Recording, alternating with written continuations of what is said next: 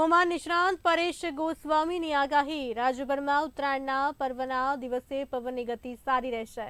4 વર્ષ બાદ ઉત્તરાયણના દિવસે પવનની ગતિ સારી રહેવાની છે। સૌરાષ્ટ્રમાં 14 જાન્યુઆરીના દિવસે 20 થી 22 કિમીની ઝડપે પવન રહેશે। તાપમાનનો પારો પણ 25 થી 30 ડિગ્રી સુધી રહેવાની શક્યતા છે। રાજ્યમાં હાલ કમોસમી વરસાદની કોઈ શક્યતા નથી। ખાસ કરીને આજના વિડીયોમાં આપણે માહિતી આપવાની છે કે જે પરમ દિવસે એટલે કે 14 જાન્યુઆરી 2025ના રોજ મકર સંક્રાંતિનો પર્વ છે ને મકર સંક્રાંતિનો પર્વ એટલે આપણે દરેક મિત્રોને એક જાણવાની ઉત્સુકતા હોય છે કે મકર સંક્રાંતિના દિવસે પવનની સ્પીડ કેવો આપણે સપોર્ટ કરશે, પવનની સ્પીડ છે આપણા માટે અનુકૂળ રહેશે કે નહીં રહે।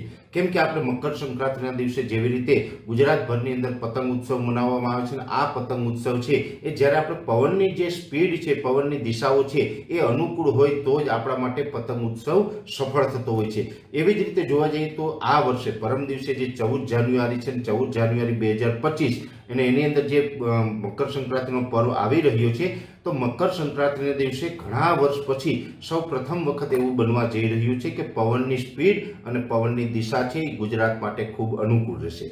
સામાન્ય રીતે જોવા જઈએ તો ગુજરાતભરની અંદર વાતાવરણ છે એ ચોખ્ખું રહેશે। આકાશની અંદર કોઈ મોટા વાદળછાયું વાતાવરણ થાય કે મોટો હવામાનમાં પલટો આવે તેવી સંભાવનાઓ નથી। 14 જાન્યુઆરીના રોજ મોટા ભાગના વિસ્તારની અંદર આકાશ ખુલ્લું હશે, જેમાં ઉત્તર ગુજરાત હોય, મધ્ય ગુજરાત હોય, કચ્છ હોય, સૌરાષ્ટ્ર હોય કે દક્ષિણ ગુજરાત હોય, તમામ ભાગોની અંદર આકાશ છે એ ચોખ્ખું રહેશે।